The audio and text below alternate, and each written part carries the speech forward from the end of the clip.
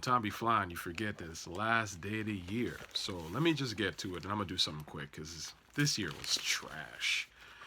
It's just trash releases. I had to really sit and kind of think about it to a certain degree about 5 songs I even loved this year, and I couldn't really come up with much. But there is always something that I think is decent or catches the ear or something like that. So let me run down through it, okay?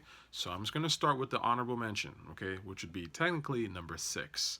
Number 6 on my list is Fivio Foreign, Fetty, Deli, whatever you want to call it. I like the beat on that. I think it's got a nice vibe. It's a Pop Smoke retread, obviously, but it works. It works. So I'm cool with it. I'm okay with it. And yeah, I mean, I didn't listen to it a whole lot, but it caught my ear, I guess, once or twice. Moving on. It's like that, right? God, none of these tracks are really anything that I'm like, oh my God, super in love with. Spoiler alert. All right, number 5. Number 5, I would say, would go to, let me see here. Let me give it to Gucci. I'm going to give it to Gucci. No Love. I think his verse on No Love is the best rapping I've probably ever heard from Gucci. And I love that verse that he put on, you want to square off, well, fuck it, square off. Goddamn. I think he killed it. Honestly, I really do. I think he did the best, period. I can put that against any of his other songs.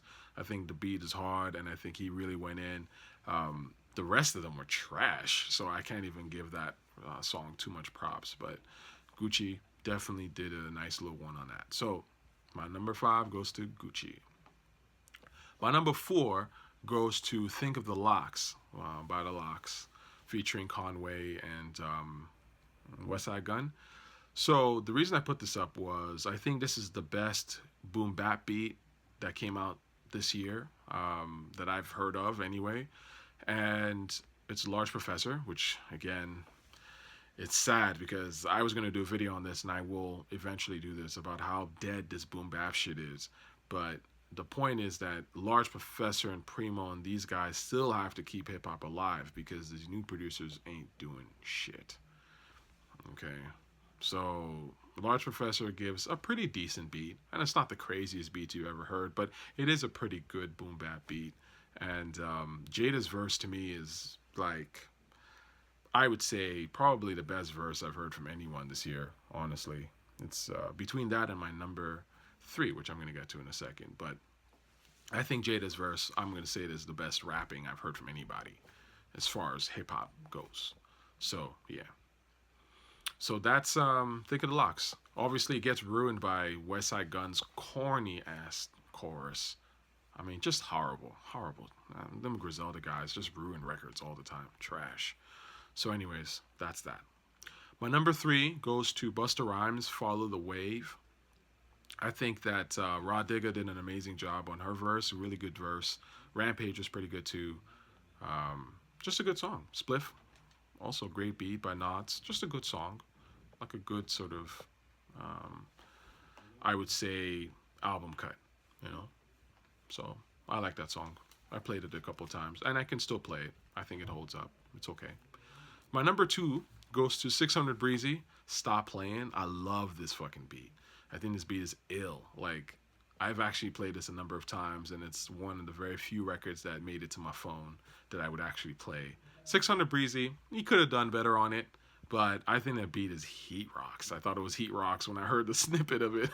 I mean, that's some shit. Like, if you want to come out with the clout chasing type of, I'm going to profit off someone's death, you might as well use a beat like that, because I remember seeing that the moment when, what's his name, Duck died, and he came with that, and I was like, oh my God, I got to hear this full song when it comes out. So yeah, 600 Breezy, Stop Playing. That beat is nuts. I wish I knew who did it. Yeah, that was a fire track. And my number 1 goes to the most hated, but the most copied. The most, everybody wants to be this dude, but everyone wants to clown him at the same time. Your boy Drizzy Drake, Toosie Slide. Look, listen, I've said that Drake is that guy that everyone loves to hate, but at the end of the day, he drops quality. I think, wasn't Charlamagne saying something about, oh, we out of the Drake era? Bullshit. Bullshit. Drake still got you on the vice script. You know it, and I know it. Okay, Toosie Slide, nobody dropped a better hip hop record, all things considered. Whether you're talking about the whole song, the beat, the verses, the the vocals, Drake killed it. Didn't hear a single hip hop record better than Toosie Slide. It is what it is, man.